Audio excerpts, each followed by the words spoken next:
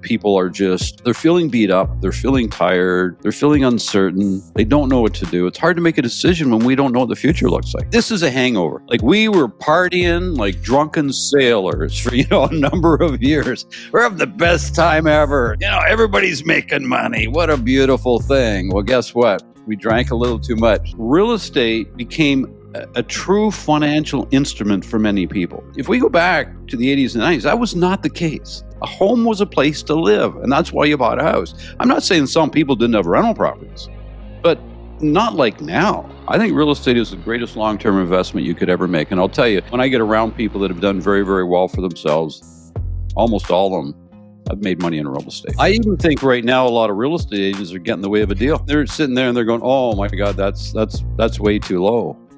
Is it?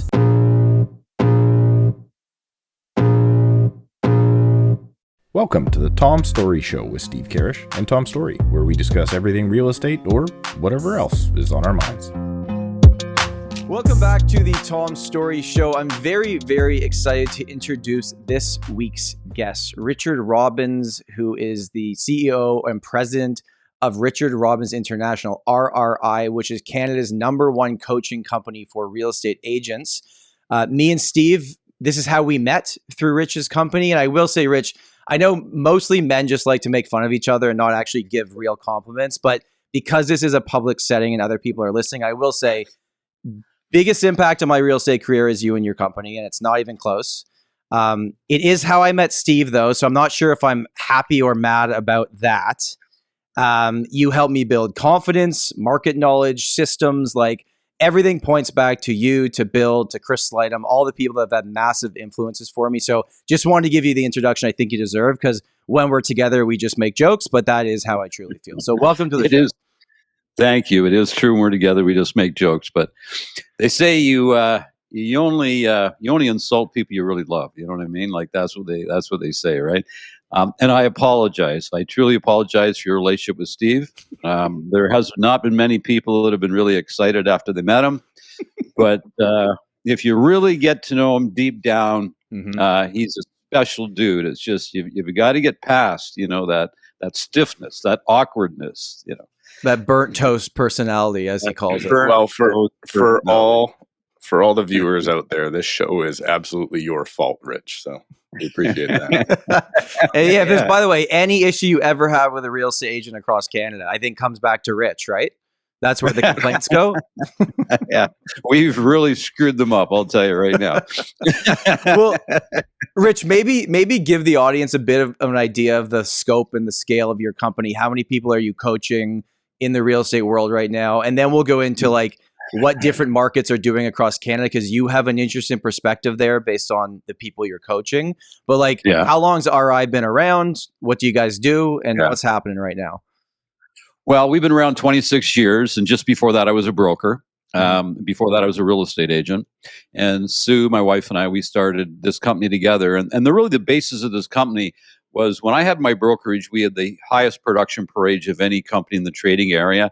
And I believe it was because we used to do regular coaching and training. And we really masterminded as a group of agents. So we wanted to get rid of the loneliness and trying to figure it out on their own. And there's actually a lady by the name of Nancy Etche. She's still in real estate today. She said to me one day, she was one of my agents. She said, you work so hard for us. Why don't you do this for more people? And as crazy as it sounds, that was a seed right there that got planted.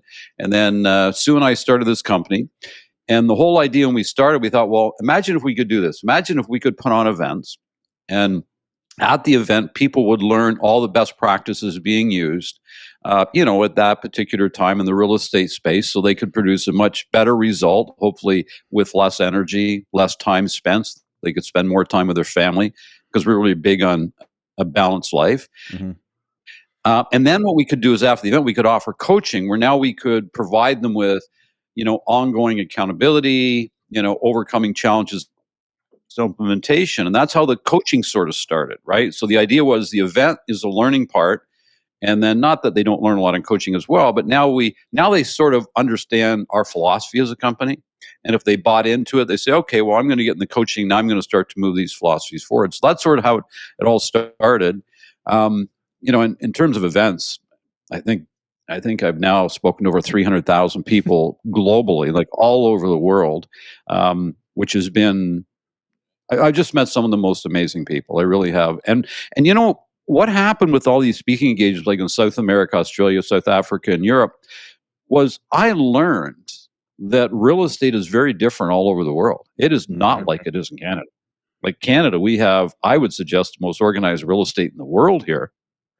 And I wouldn't have known that if I didn't have these opportunities. And then we're somewhere over 20,000 people we've coached, but every week our coaches coach around, you know, we do coaching calls every other week with our members, 350, 400 people a week. Yeah.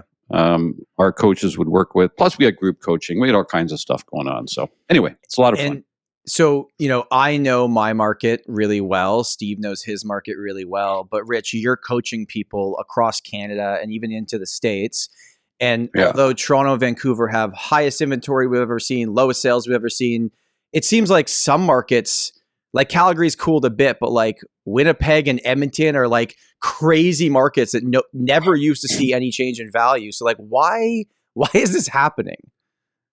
Well, let's face it, Alberta's doing better and Saskatchewan's doing better than many of the other provinces. And like deservingly so. Like they had some really rough patches, man. We were rocking and rolling and they were dying on the vine. So good for them. But you're right, Calgary has cooled down quite a bit. Inventory is rising. Actually, inventory last month in Calgary was up 95% over the same month the year before. 95%. Now, saying that, they didn't really have a lot of inventory before, but you know, so they're still operating with probably 3 or less months of inventory. Edmonton's killing it. Anywhere really in Saskatchewan, Manitoba's doing well. Montreal's doing great. But I think overall, we're comparing those markets to BC and Ontario, right? Yeah. Where you two work in. They're slowing as well now. So we're starting to see all markets starting to slow in terms of sales. We're starting to see inventory rise in all markets a little bit right now, barring maybe a couple small ones. So I think the overall impact in the Canadian real estate market right now is sales are generally slowing down, inventory is generally going up, and months of inventory is going up. Months of inventory has been something we've talked about forever. I think probably for the first time I learned it from you in terms of looking at the active listings divided by the sales and giving us a general range of how long would it take for all these properties to sell, what percentage are selling every single month. And I love it. I use it every single day in my business. But for the people that are maybe new to the show or haven't listened, why is that number so powerful? And why do sellers and buyers need to understand that as well as just real estate agents? It is the greatest indicator as to which way prices are going to go. Yeah. Like it's supply and demand, the first rule of economics, right? So you go, okay, if we've got 1,000 listings for sale and, 200 sold in that month, that means basically we got 5 months of inventory, divide 200 to 1,000. Yep. But more importantly, what it really means to the consumer is their chances of selling. So think about it. If you have 200 sales and 1,000 listings in a given month, that means 1 out of 5 are selling, but it also means 4 out of 5 are not selling. And to me, when you show that to a consumer, to a potential seller, you help them understand what's really happening in a market because, as you know, and you guys do this better than most, your job is to give the consumer all the information you can give them so that they can make an informed and very educated decision. That's your job, right? Because they don't have the market knowledge you do. So when you can introduce the consumer to numbers like that, then they look at it and go, wow. And then think about this as a consumer. You say, okay, well, if 1 out of 5 is selling, 4 out of 5 are not selling, then maybe as the market is slowing and inventory is rising, especially in Ontario and BC, maybe what you need to do instead of pricing on past sales, because that's over, right? Like that is no longer, then maybe you need to start pricing on actives to some degree, or at least utilizing that and saying, okay, well, when we go to market, who would be our 4 or 5 strongest competitors? And then what do we need to do in terms of condition and in terms of price, to cause us to be the one that will be chosen to sell that month? So I think, when consumers look at it that way, it really helps them understand what's happening in the marketplace and lets them make way better decisions for themselves. The term that we've been using the last 2 months is, we're calling it positioned pricing. Yes. That's what we're calling it these days. It's just exactly what you just said. It's like in that example, it means that 20% of homes like yours are going to sell in the next 30 days if we remain at this level of inventory. Let's position ourselves in the active inventory to be in that 20%. And that's where our pricing's now coming from. And you're right, in an upward trending market, the last sale also didn't matter, but for a different reason, because yours was probably going to go higher. But now we're sideways or downward trending. It's like, yes, even if the exact same house sold 2 months ago, it doesn't mean you're getting that price anymore. No. Well, it's the old saying, in a good market, time is your friend. In a slowing market where prices are weakening, time is your enemy. Like, so if you're a consumer and you know that 1 out of 5 is going to sell, why would you want to position yourself to be the one that sells? Because the longer you wait, the less you get. So let's get it done right off the bat. I know. And the thing that I'm finding somewhat difficult, and like we're getting through all these conversations, we're still selling these properties, but it's just taking longer, is, you go to a seller and you show them everything, right? And I'm finding most sellers are actually very educated. Like, they get it. They're following things along. They understand what's happening. You say, okay, here's the last sale. Here's the inventory level. Here's what's selling. This is where we need to be. And every time it's like, okay, but can we try here? Can we start a little higher? And sometimes it's like, yes, we can. But if we get to 2 or 3 weeks, we got to reduce the price. But then if you lose the buyer that undercuts the other one, then you got to chase the market down. And it's like this, you're going to sell for less sometimes if you miss that buyer by going a little bit higher and hoping you get more. But it's such a tough mental gymnastics game and I get, if I'm a seller and I don't know the market like I know, I'm probably asking the same questions, right? 100%. It's like, it's funny because you're right. You're no different. Steve's no different. I'm no different if we're dealing with our personal house, right? Mm-hmm. But for some reason, we have this mindset that we're losing money. And you're not actually losing money because you never had it, right? It's like, oh, well, if I listed that, I'm losing 40 grand or 50 grand or 100 grand. Well, not really, because you never had that money. Like, it never sold at that, right? So it's a hard thing. I know, even if I go back to when I was selling real estate, I remember, back in the 90s, the market was awful, right? Like 90 to 95, it was insane. I can tell you horror stories about that market. But anyway, I'd have to go have all these difficult conversations with people about their house, right?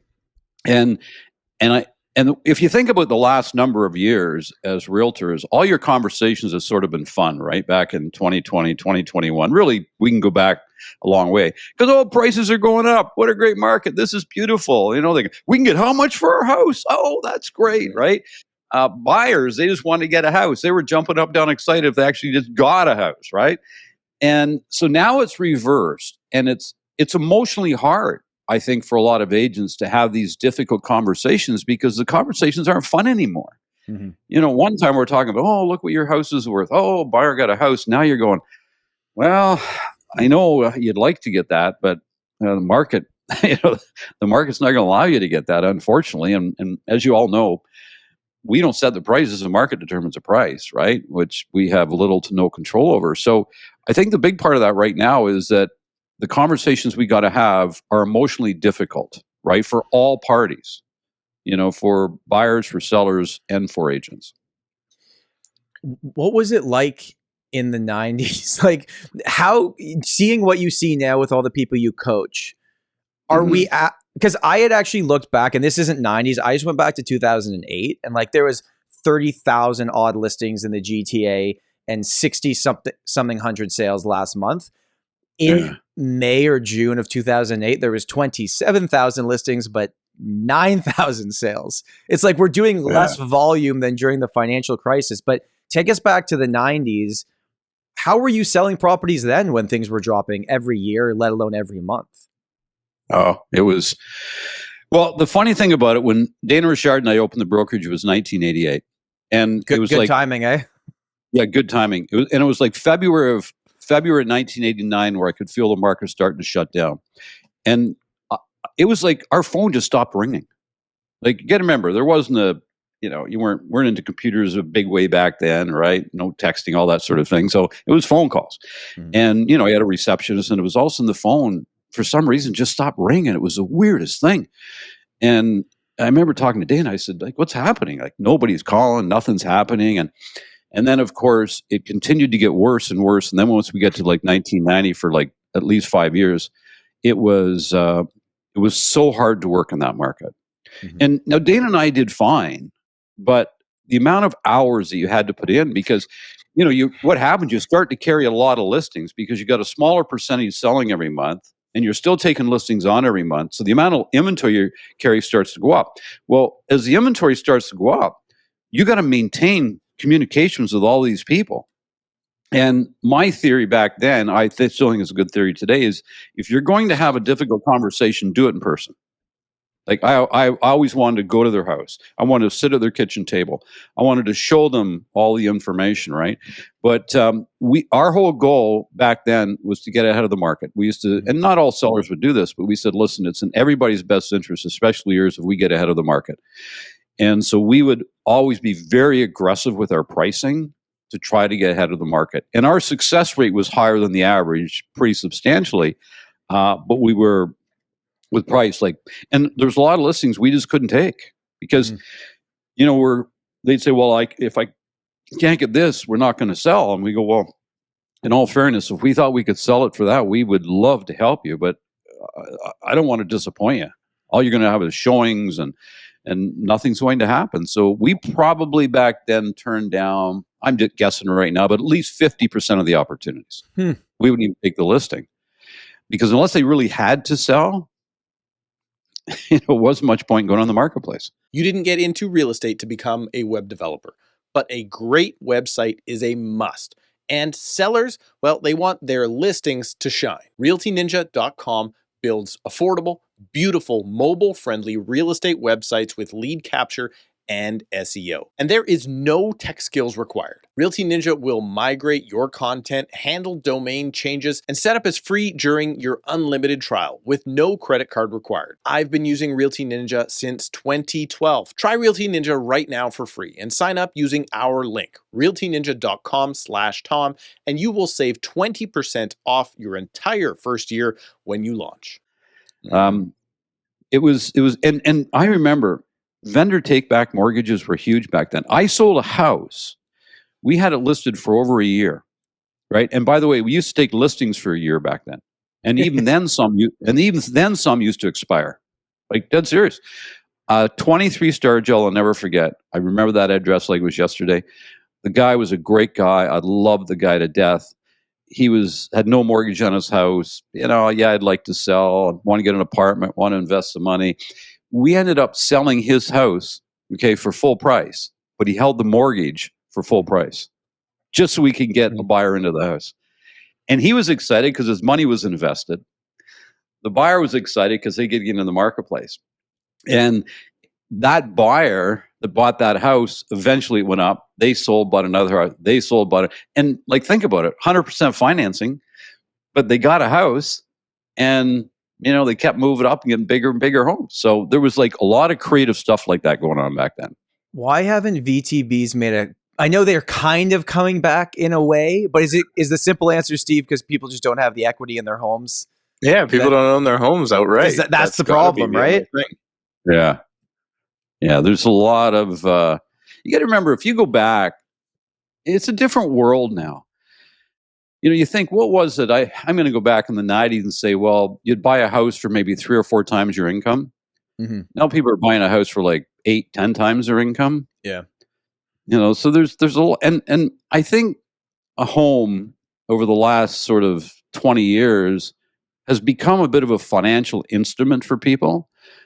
I'm not convinced as much in the 80s and 90s people looked at it that way. Right. It was a place to live. And they wouldn't put as much debt on it because they didn't have faith. Because prices, the last 25 years have been weird, right? Think about it. It's been insane. What a great financial instrument your house is. You live in something, it doubles, triples in value, you pay it off, and you're sitting there with this unbelievable asset. Well, and it's tax-free gains if it's your primary residence, right?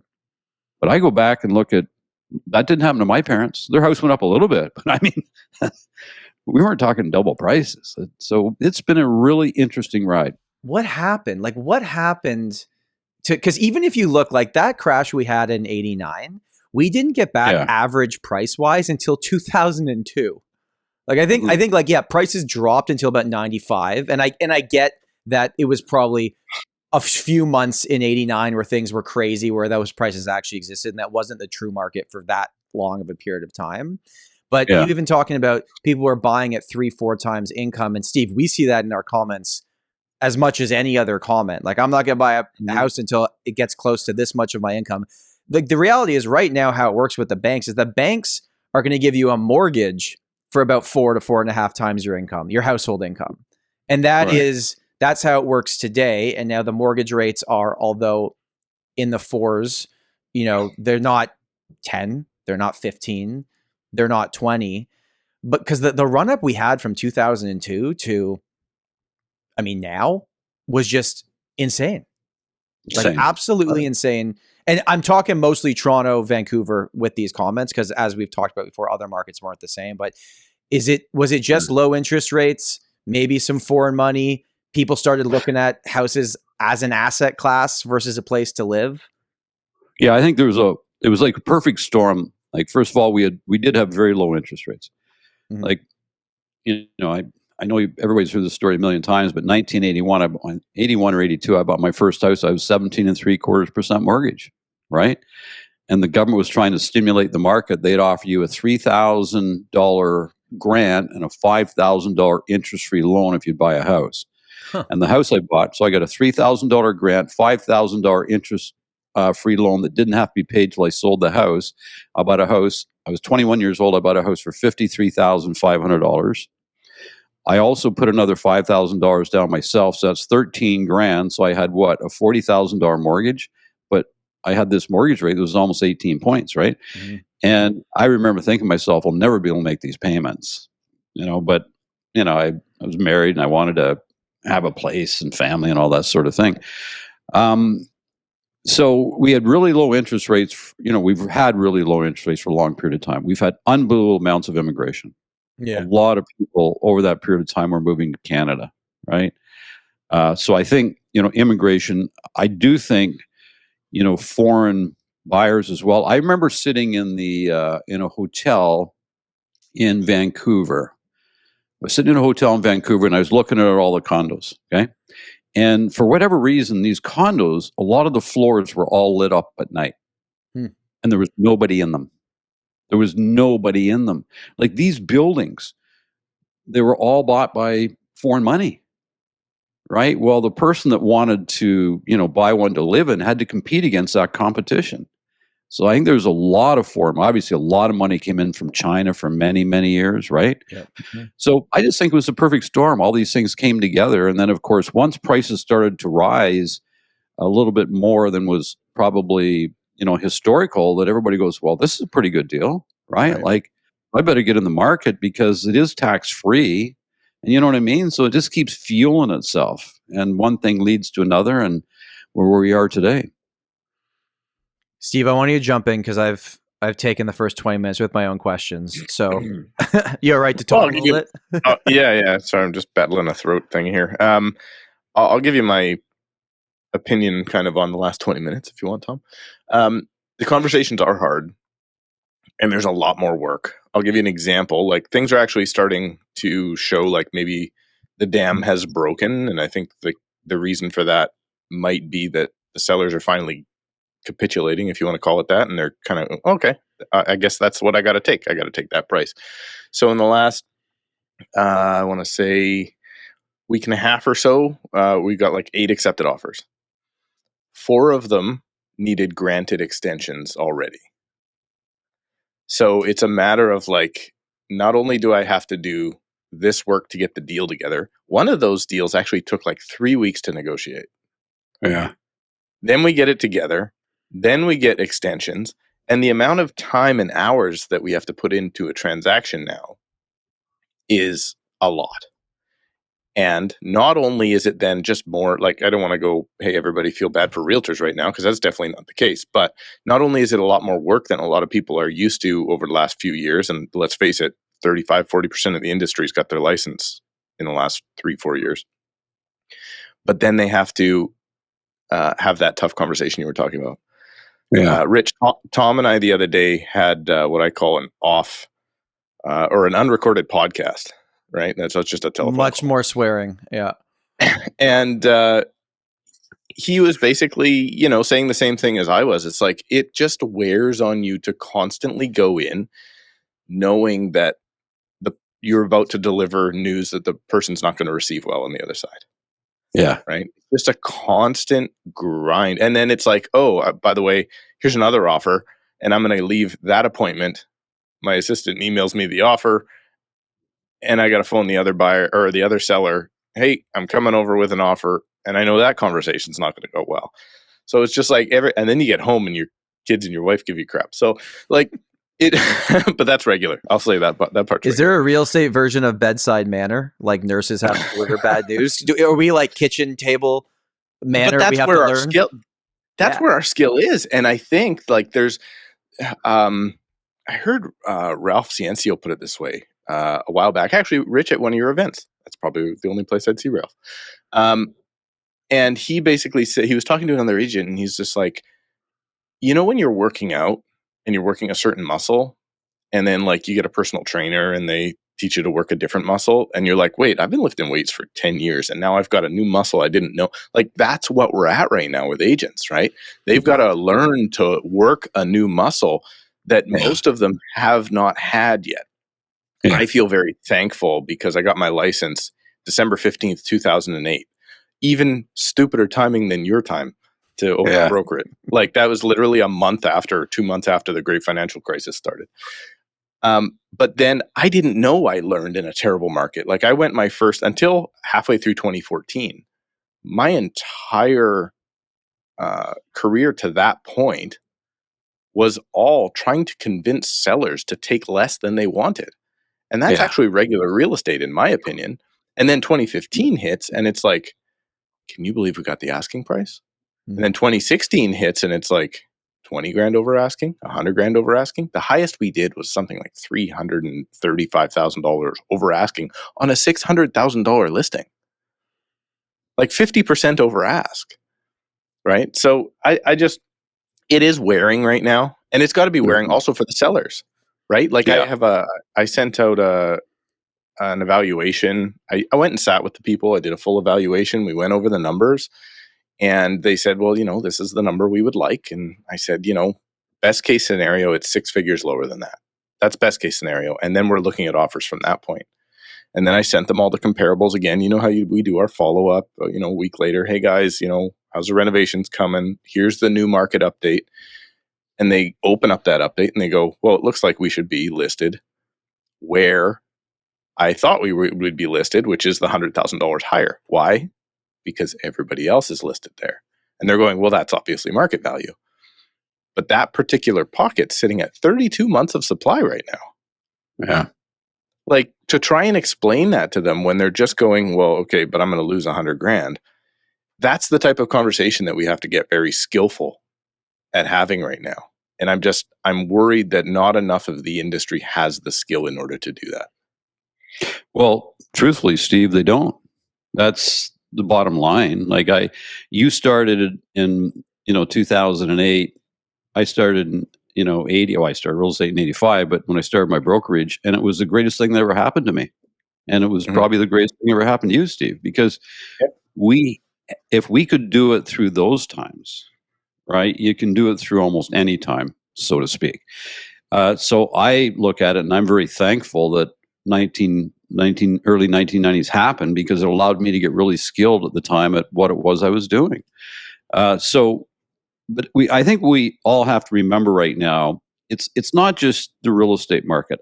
I just think that people right now, they're scared, right? There's a lot of uncertainty out there, like Bank of Canada's favorite word, right? Like uncertainty floating around out there. The Trump tariffs, federal election. We've had a lot going on. Like we really have. Like we went through this unprecedented time in 2020, 21, and 22, and came off a lot of really good years. And then all of a sudden, everything sort of cratered, right? There was all these influences into the market. So I think overall that people are they're feeling beat up, they're feeling tired, they're feeling uncertain, they don't know what to do. It's hard to make a decision when we don't know what the future looks like. Yeah. And I can honestly say to you that I've always been pretty good at anticipating what's going to happen and not always being right, but being in the right ballpark. You know what I'm saying? Mm-hmm. And I can honestly say right now, I don't know. Like, I don't know, where this is all going to go. I think we front loaded. I was looking because one of the things we had talked about, me and Steve talked about a lot, Rich, maybe we learned this from you, but just like how we probably stalled future sales. Like it was so crazy in latter half of 2020, 2021. And I actually looked back for the Toronto real estate market and went, okay, from 2015 to 2019, those 5 years, we did about 496,000 sales. So like that was a solid transaction volume market. From 2021 projected to the end of this year, and who knows exactly where this year will end, but it's not going to be great. It's like the first year we did 127,000 sales. And then we went to like, 75, 69, 60 something. And this year's going to be like under 60 maybe. We were so front loaded on the last half decade that if you actually take, this current 5-year period compared to the previous 5-year period, at the end, if we project where this year could end up, we're going to be down about 16% in sales versus the 5 years previous. But such a big percentage happened in the first year. Yeah. Like 2021, I don't think that's not going to happen again for a long. I hope not, right? No, it's not. It's just so unhealthy. Yeah. And I do think you're right. I think it was Benjamin Tull said that. He says, we're stealing from the future right now when sales were way up. Mm-hmm. And, so now this is a hangover. That's what I think we're dealing with. We're dealing with a severe hangover. Like we were partying like drunken sailors for, a number of years. We're having the best time ever. Leads are falling. Everybody's making money. What a beautiful thing. Well, guess what? We drank a little too much. Now we got a hangover. We got to get through this hangover. It's an extended hangover, and we don't have enough Advil at this point in time. Well, Tom, I'm comparing this right now when I'm looking at the stats to kind of the run up, and I feel like it's way more like that for Vancouver's market anyway. It's way more like that 2011, 2012, 2013, 2014 market than people will give it credit for. Like the inventory levels then, I want to say around that time, the consumption rate was way lower than it is now. Right? But because we didn't have such high prices, it didn't really seem to hurt if you still lost 10 or 15% off of your condo. They went from 229 down to 179. I remember selling a place for 193 in Langley, a little 1-bedroom apartment in, I want to say maybe 2011, something like that. We sold the next unit in the building 4 or 6 or 8 months later for 135.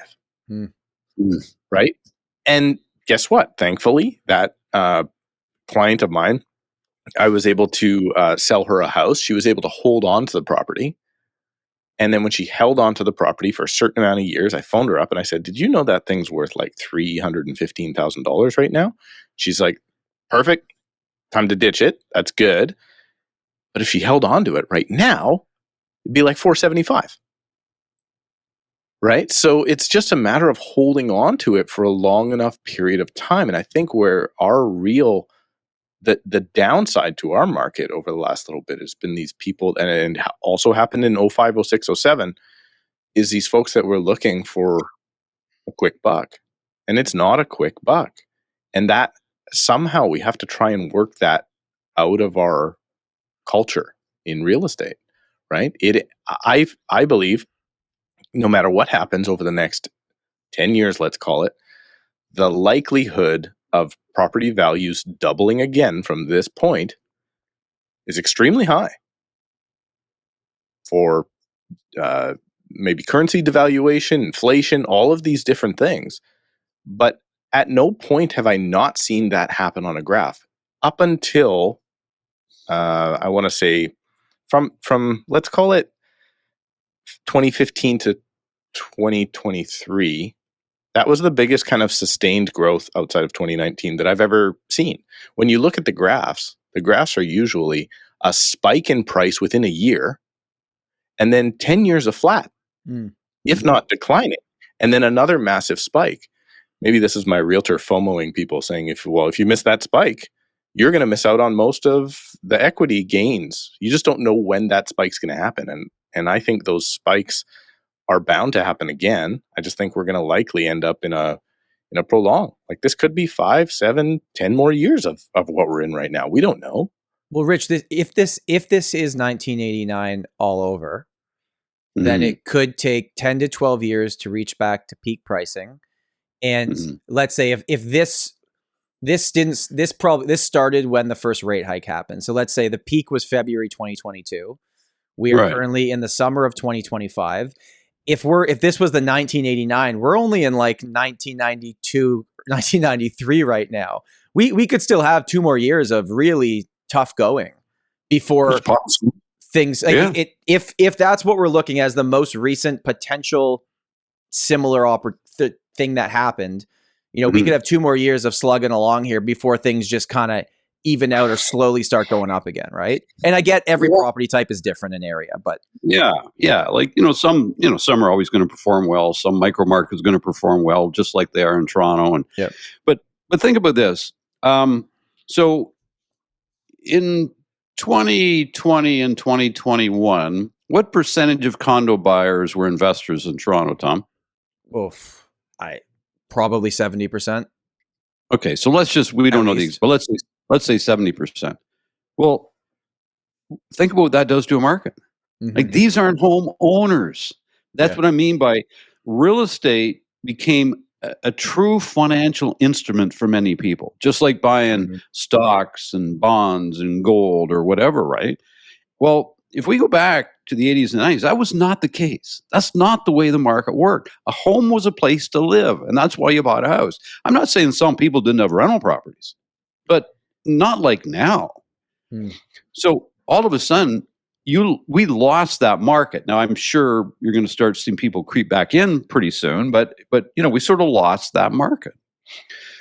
And like you said, that was 70%. That is a massive number. I don't know, Steve, even if you know the answer to this, but if I go back, back when all of the money was coming from, Asia, like what was going on in Vancouver was exactly the same thing that was happening in Toronto of recent. Like when I was sitting in my hotel room, I looked out, the lights were on, and there's not a stick of furniture in like 70% of these units. And I remember when I saw that, it was like a slap in the face to me. I go, no wonder prices are going up so fast. Like because they're parking their money. They weren't even renting them out. This is how crazy it was. Yeah. They were just parking their money. They didn't care if they had a tenant. And they had to pay condo fees and taxes, and they don't care. We're parking our money. Right? When this, and that's the big change I see that's taken place in real estate over the last 25, 30 years. Is real estate started to go up, interest rates got really low, and all of a sudden real estate became a serious financial instrument for a lot of people, and not just people living in Canada, right? Foreigners from all over the world. So you got to imagine, that has to have a dramatic effect on your supply and demand, and there goes your prices. Because right now we're dealing, sorry to cut you off. Keep going. No, I'm just going to say, are we going to go back to that at some point? I don't know the answer to that. I really don't. Because we're dealing in an end user market right now, but half the end users are worried about tariffs and their jobs and all the other potential things that are going on right now. So you can see that in the sales volume. The investors exist, but the smart big money, the big money is building purpose-built rentals, development stuff, multifamily, duplex, triplex stuff. That's what they're buying. And it's the mom and pop investors that have just vanished. But Yeah. I'm also not convinced they're not going to come back at some point. Like, if prices continue to drop for these condos and rents hold where they are and interest rates come down a little bit more from Bank of Canada, they will return. It's just they're not going to all come back at the same time. It's going to slowly start building again. And I hope it doesn't get back to what it was. But we're going to be in this weird predicament soon where we're building nothing right now. Nothing. Yeah. And although our immigration has come down, Canada still let in a lot of people in the first half so far of 2025. Like, it's going to be a really interesting few years here on how things change. Do you have any thoughts on that? Well, I think Canada is a very popular place that people would like to move to. Like, just look around the world. Like, and I've had the good fortune of traveling all over the world, and I used to say to my wife, I don't know what it is, hun, but I can be over and wherever, and I'm flying home. When those wheels touch down in Toronto, this feeling of calm comes over me. You know what I mean? Mm-hmm. I'm home. And Canada, as you know, I do have a place down south, but you want to know something? Canada's my home, and all the places I've traveled all over the world, there's no place that I'd rather live.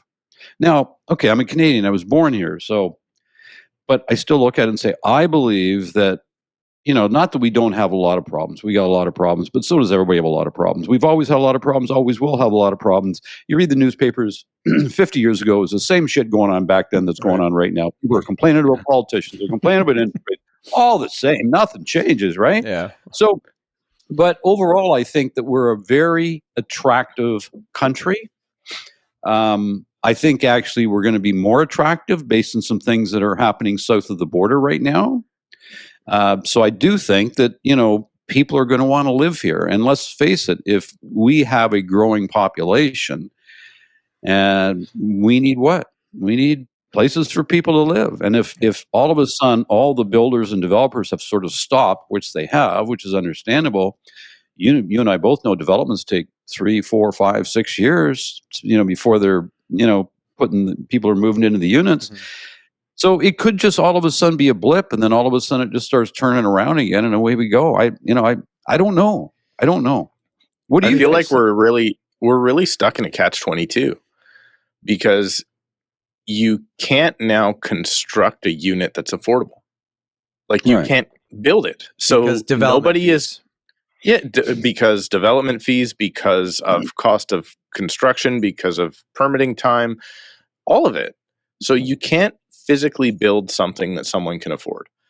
So then, because this has been the argument kind of going back and forth a little bit, Rich, is, well, we have lots of units. We have lots of supply. Like you just mentioned, all these units are empty. So maybe the supply myth is fake. And so now we have lots of supply coming to the market. The problem is that we can't build new supply that is affordable. So we need the current stock to come down, which I believe it is in most areas, and it is coming down, of which then sets an unattainable goal for a developer, because now they can't build, so they stop building altogether. And now we have no units. So those units that were unaffordable are going to start filling up as they become more affordable, but then no new stock at all. So everybody says, well, we don't have this shortage. But then again, how can we have a housing shortage and costs? Tom's basically called it, we have a shortage of affordable housing. Mm-hmm. And it's just this catch-22 of this circle of like, how does this all work? I personally think what's going to happen is we're going to see prices go to a certain low level, probably over the next 12 to 18 months. It's going to get so low at some point, which I'm already experiencing in my business, that people jump back in. As they jump back in, eventually confidence will return. And now, so let's say we've gone down 20%. In a lot of these condos, they've dropped 20%. So they've gone down 20%. That next 20% is going to be very easy to make back up again. Mm-hmm. And you're going to get all these people, and we're going to have another rush on the other side, and then development will start again. So it's just a vicious cycle. Yeah. And that's why I think like being a homeowner is so much more important than, the people that are thinking about it in a short-term mindset, right? Like just being in the market for the longest amount of time is the smartest move. The best thing you can do as a homeowner, in my opinion, in Canada, is to buy your house and never think about it again until you either need more space or you're going to sell it. Like that's it. And just pay your mortgage. That's the big secret sauce. Now, if you want to try and invest and you want to, like, I'm an investor, Tom's an investor, but it's not what people think it is, right? Like people are getting sucked into this. Tom, you talk about purpose-built rentals. All these condos were just purpose-built rentals. They were just owned by individual people taking on the risk rather than big companies taking on the risk. I saw this ad for this new purpose-built rental in Rosedale. I think it's called the James. The best marketing ad I've ever seen. Like they got this designer from Copenhagen. It's all for the downsizers of Rosedale, right? And I'm like, this is going to be a gorgeous product that's not going to solve anything to do with the housing crisis, because you could say, well, then it brings up some freehold properties. Yeah, the $6 million house in Rosedale that comes up for sale is not solving anything. But something you had mentioned, Steve, is we talked about, like, do we actually have an issue with how many units are for sale? We don't right now. We know that. We certainly used to. And Rich, one of the things that you had said on a training that me and Steve have talked about, and I started using in my business, is fast inventory versus slow inventory. And because when we just go back in time to 2021, what did we all say? We all said, there's nothing to buy. There's no inventory on the market. But in that same year where there was apparently nothing for sale, we sold 125,000 properties. Yeah, and more listings than this year. More listings than ever before. But but we said there was none because it moved fast. So can you explain to our audience the fast versus slow inventory thought process? Yeah. Well, fast inventory is like we talked about. It just all turns over. Yeah. Right. You just never see anything because it comes up, multiple offers, it's gone. That year, 2021 in Canada, there was 667,000 sales that took place. That number has never been seen before. And I don't know if it'll ever be seen again, maybe, but maybe not in my lifetime, but I'm pretty old. But, so I don't know. But what happens is we all get caught up because it's like the slow inventories when you're driving around, you see for sale signs everywhere, right? Mm-hmm. You go, whoa, look at everything's for sale, but you're absolutely right. What's so interesting in 2021, everybody said there's nothing for sale, but we had the biggest year we've ever had in the history. So there must have been some for sale, right? But it was fast. It just turned over, bang, bang, bang, gone. So it's really interesting to look back at all the markets. And I still think overall, I think long term, Steve, I agree with you 100%. The greatest thing a Canadian can do is to buy a house as soon as they possibly can. The old saying, buy real estate and wait, don't wait to buy real estate, right? Don't try to time the market. Buy a house as long as you can afford it and just pay off your mortgage. And if you need to move up at some point, move up at some point, because at the end of the day, where on earth can you have a tax advantage like that? That for a lot of Canadians, like not the rich Canadians, but for a lot of Canadians, it is the bulk of their net worth, their home, and allows a lot of them to sell that, take all the money tax free. And even if they want to go rent for the last 15 years of their life or whatever the case is, well, good for them. Why not? Right? Buying insurance is boring and frustrating, but squareone.ca makes it easy. For your landlord, tenant, or homeowner insurance policy, go to squareone.ca/The Tom Storey Show to get your free quote in just minutes. Use our link, squareone.ca/The Tom Storey Show right now, and you'll save $20. Rich, this morning, I literally had a listing presentation. It was with the daughter of the owner, and the owner was 96 years old. And it wasn't a house, it was just a condo, but it was a good building. It was a good floor plan. And she's moving into assisted living. And do you know what assisted living costs per month? Yes. Oh, yeah. Like, insane. Like I met with the daughter was like, I'd rather keep this, but like, we're going to have to sell this just to fund my mother's assisted living. The numbers are crazy. And it's like, if let's just say she had rented her last 37 years instead of living in that condo, she would not be in the position likely to be able to afford into this really beautiful retirement home. Right. But that's 37 years. I'm not talking about the last 5 years, the last 10 years. She bought a property, it's paid off, and it's now funding the last years of her life where she rented. It just wouldn't have been a thing, right? I think real estate is the greatest long-term investment you could ever make. And I'll tell you, when I get around people that have done very, very well for themselves, almost all of them have made money in real estate. Like a lot of that money was made in real estate. But we're talking for the average family here, right? But yeah, if you buy it, I think one of the challenges for a lot of people is, they get into this timing the market sort of thing, which can be really, really dangerous. Because think about it, if you paid $50,000 more for a property than you could have 2 months later, 15 years from now, who cares? Yeah, but it is going to hurt in 3 months after you bought. Because you're no going to think about it, right? No question. You're going to think about it and everything else. But I always get to people like, everybody asks me all the time, like, when do you think it's going to hit bottom? When do you think it's going to hit bottom? Because that's when we want to buy. And I said, well, the only time you know it hit bottom when it went up, when it starts going up. Yeah, the only time 3 months after. Yeah. The only time when it hits the top is when it starts to go down. So you've already lost the game, right? Because it's already happened. Yeah. So anyway, I just did a hang on, Tom. I just did a video on my channel about this exact thing. So like selling a unit that I know is going to go down in value right now. Right. So I positioned it in a way of which I talk about the unit. I talk about how much we got off the price and got a good deal on it. And then the conversation that I had with the buyer about, listen, you're going to pay this much.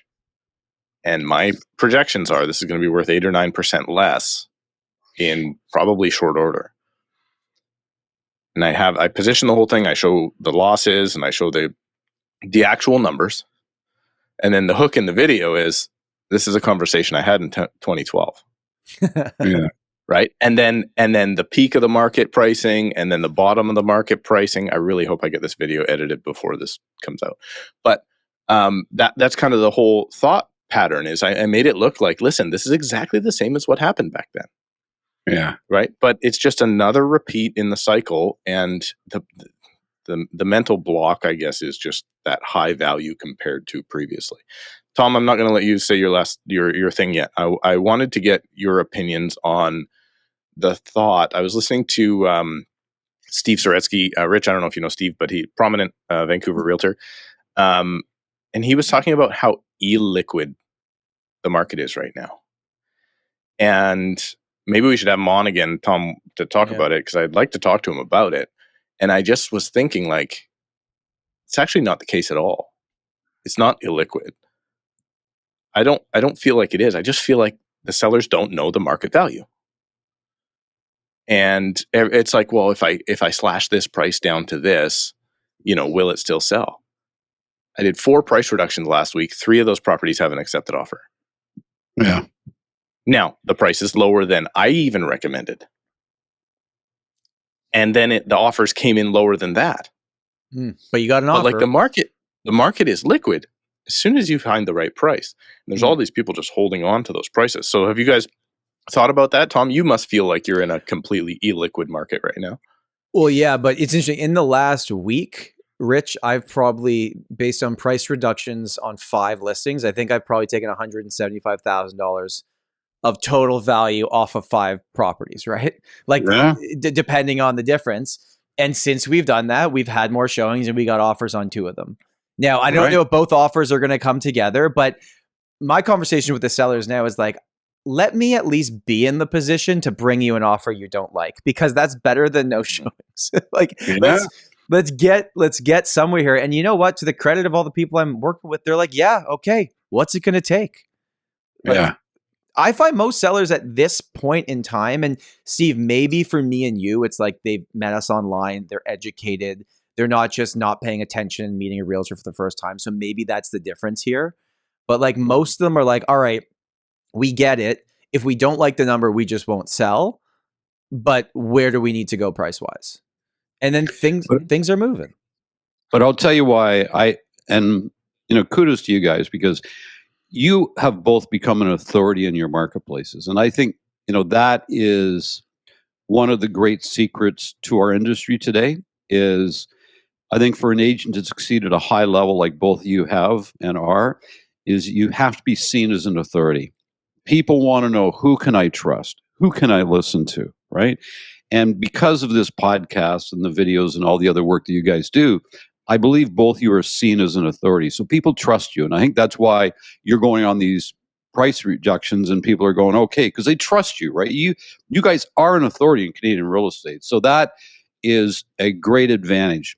Talking about a market is always liquid. In my estimation, it is always liquid. And here's why it's always liquid. Because at the right price, anything will sell. I agree. Right? Like I can take this cup here at the right price, it'll sell. I can get something for it. Maybe not what I want, right? But everything, like you've heard me tell the story from stage all the time, it's what's it take to sell a house? Price, price, price, price, price, price, price, price, right? And if somebody has lack of motivation, then they probably won't go to the price necessary to cause a home to sell. And we're not trying to undersell people's properties. That's not what I'm saying here. But I'm saying that, in a market like this, and markets in the 90s, we had to be very aggressive to get attention. Because if you can't get attention in showings, you're not going to sell. So we had to be very aggressive to get attention. And then if somebody puts something on paper, there's a level of commitment there, right? I know it's not paper anymore, but you know what I'm saying. But if somebody actually, does an offer, gives you a deposit, signs it and everything else, they have put effort into that. And now at least we can negotiate because you have a willing buyer and a willing seller. So price will always cause anything to sell. You just don't know what that price is sometimes. That's what you are trying to find every day with the people you're working with, right? Like you put a house in a set of railway tracks, like I've said this many times, somebody will buy it at the right price because they'll buy it and move it. Doesn't matter. Right?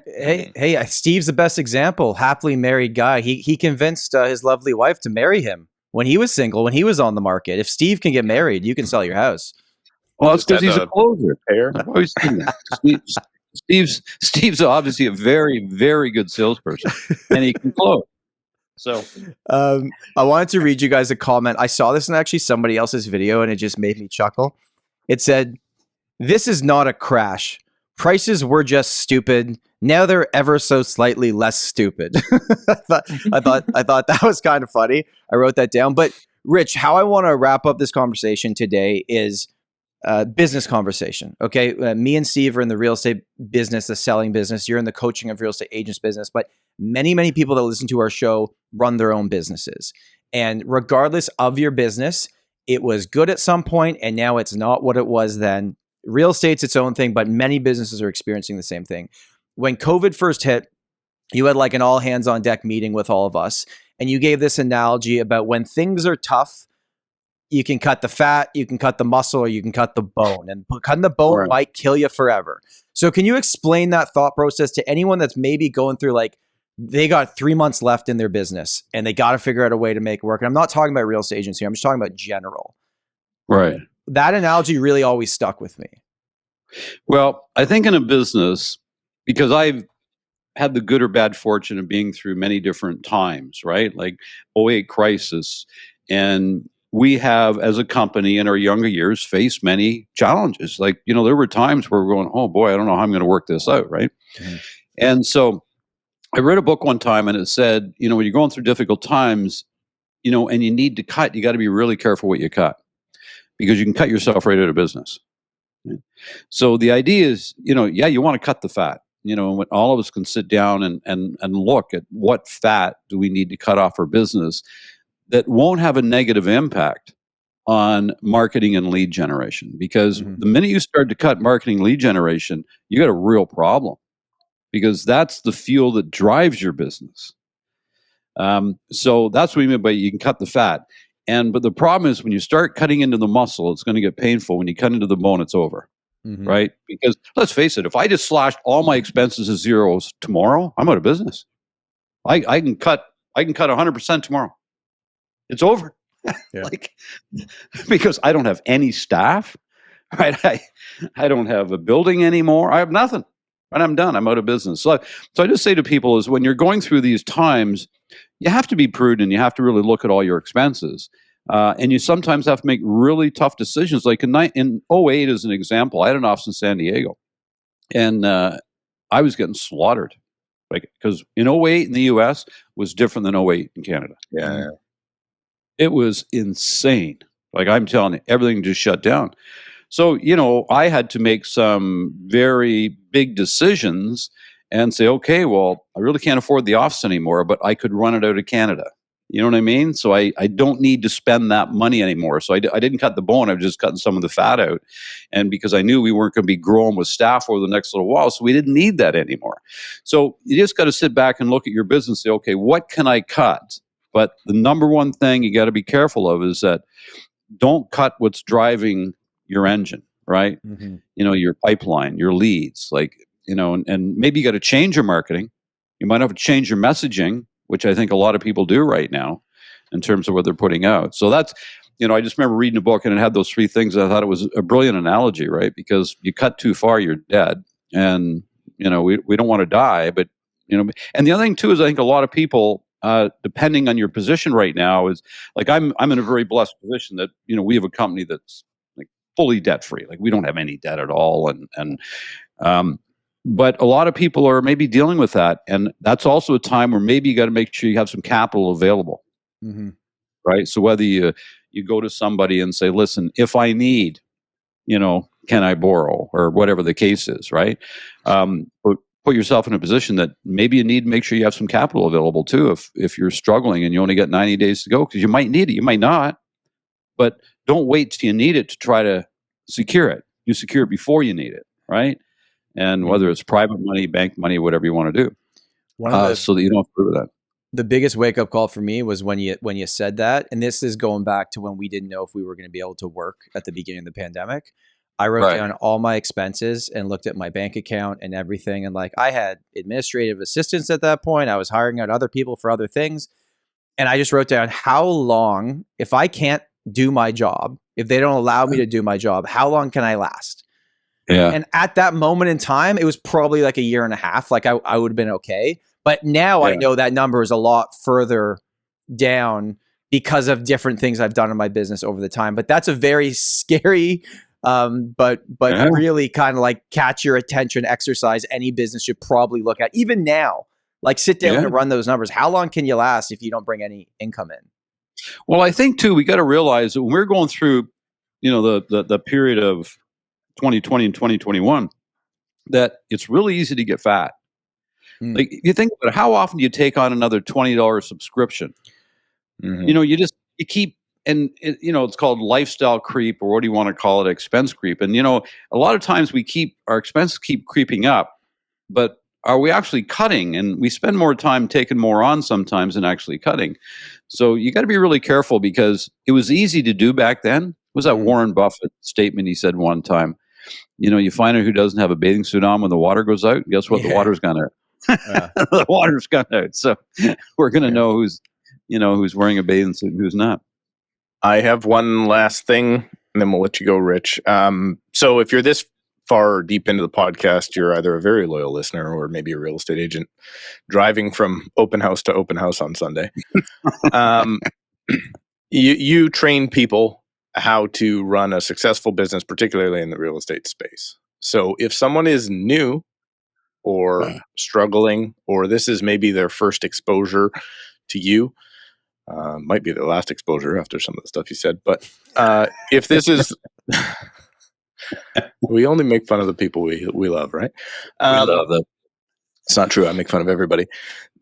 What is one thing, or where would you start with somebody that just feels lost as a real estate agent right now? Is there one skill or one outlook or something that you would encourage them, like a skill they can take on, or like, where do they start? Because there's a lot of folks right now that are doing zero and struggling. Okay. 3 points. Number one, mindset. You got to manage your mindset. Now, I don't know if that's reading books, listening to podcasts, having lunch with successful people, but you got to manage your mindset. We have to take responsibility for our mindset, because our mindset is our responsibility. Don't allow the outside world to determine your mindset. You create a mindset, protect your mindset, right? And keep working on your mindset. That's number one. Because wrong mindset, it's just not, everything's an uphill battle. Number two is activities. you can control your effort. You can't always control your results, but you can control your efforts. And we have seen beyond the shadow of a doubt our coaching members that are succeeding at a high level, and some have unbelievable years, by the way, unbelievable years. These are people that are having real estate conversations every day. They're being proactive in their approach. I don't care if it's talking to the dry cleaner or you're talking to the dry cleaning, it's phoning 5 people in your database. But have real estate conversations with people because they don't know what you know. And some of those conversations will turn into appointments and they'll turn into sales. But we've got to talk to people. So I'm saying right now, and I love text and email, but I'm saying let's throw all that aside for a while. And even myself, I've been phoning, I'm phoning 3 people a day, our customers, database, just saying, hi, how you doing? What's going on? Anything I can help you with? Just picking up the phone and phoning them, right? And I'll tell you, the conversations lead to crazy places. Mm-hmm. So you've got to be proactive, manage your effort. You're in full control of your effort, control the controllables. In other words, you can control your effort. You can't always control your results, okay? And then the third is decide this. What one skill do I need to develop that would have the most positive impact in my business? Because one skill could double your income, believe it or not. One skill could double your income. If you're struggling having difficult conversations about pricing and you know that you need to get better at that, then there's your skill. So, whether it's listening to some of our stuff or whether it's calling up other agents like yourself and say, what do you say? What do you say? What do you say? What do you say? But find that skill. And I'm saying to everybody right now, number one, if you can control your mindset, and here's the way I'm looking at mindset for me, this is a challenge. Let's go, baby. Mm-hmm. This is a challenge. Let's go, baby. I'm going to take on this challenge, right? That is a really good mindset. It's okay. It's not as easy as it was. Yeah, you got to work a little harder. You got to spend more time with clients than you were before. No big deal. Let's go out in the market. Let's bring value to people and let's do a good job. It will pay dividends now. It will pay dividends later. Activities number 2, control your effort. You can control your activities. Number 3, what one skill that if developed would have the most positive impact in your business, and then develop it. Rich. I can talk to that, Rich. It's the Tom Storey Show. I'll let him finish up, but I'm going to talk to what you just said. I just want to give one example of this. Steve, is that okay? No, me first. First. All right. Okay. Then you. This is the Tom Storey Show, but we all know I run the bloody thing, so chill. I will give you a skill. 5-hour flight apart. That's all I can say. I will give you a skill that I actually learned through your company working with my coach, Dana. And people won't think this is a skill, but let me tell you, it absolutely is. Or it's me justifying paying you so much every month. The skill that I learned that actually advanced my business more than anything was to not put my judgment on the properties that people wanted to buy. It was a very hard thing to do. So often when I showed properties, I would tell people why they were wrong about wanting to live here, this neighborhood, this style of home, this open concept kitchen or closed concept kitchen, like whatever I thought was the right thing to do. I had to remove myself from that and then only give the information. I'll give my opinion, but not then push my lifestyle or my beliefs upon someone else. And then as soon as I was able to do that, I was able to get people the homes that they wanted. And then my job just got a lot easier because I wasn't forcing my lifestyle upon them. And I didn't even realize I was doing that. I thought I was just like, don't buy this piece of crap. But I thought it was a piece of crap. They didn't think it was a piece of crap because they needed to be in that catchment for that school or they liked that style of layout, right? So that was one skill I worked with. I probably figured that out in 2011 or 2012 with Dana. And it was the single biggest, I would say, like literally skill in my business that I have is to remove myself from the situation and be an advisor and not guide them to what I think is right. Well, I even think right now, after Rich responds, Tom, then you can go. Oh, thanks, Steve. Thank you. Thanks. I even think right now a lot of real estate agents are getting in the way of a deal. Yes, because you know what I mean. They're sitting there and they're going, "Oh my God, that's way too low." Is it? Like, is it? Like, you know what I mean? Like, that's what I mean. Like, you got to be really careful because, your opinion's not always right. And maybe the seller goes, okay, I got to get this sold. And agents can very easily screw up a deal, like in that way. And that's what you're talking about. You're screwing up, your buyers by imposing your opinion. And not everybody has the same opinion. You're imposing it on them, and you're free to let people do what they want to do. Just guide them through the process. Yeah. We got an offer recently where my initial thought was we should counter this back. And I just didn't say anything. I just said, what do you guys want to do? They're like, we want to take it. I'm like, okay, I'm not going to then push you. Again, what I think, it's like, if this is what you're my boss. So let's do what you want to do. I wanted to wrap this up with 3 very quick points. First one, real estate coaching is bone. It's not fat. Okay. Just to be clear for all of the realtors listening. Okay. You do not cut, the bone. Okay. The second thing, Rich, I've listened to 95% of what you've taught me over the years, but the part I never really did was the gratitude thing until recently. I've got those like journals. I have not missed one single day, whether it's in Argentina, visiting Florida, New York, doesn't matter. I have that book. Every single day I've written in it since September 16th of last year. I remember when I started it.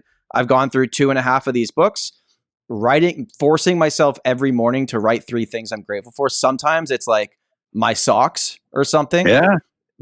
And there's a lot of things repeat once in a while, but like that has been a huge mental shift for me to get through kind of tough days sometimes. And third point, cool.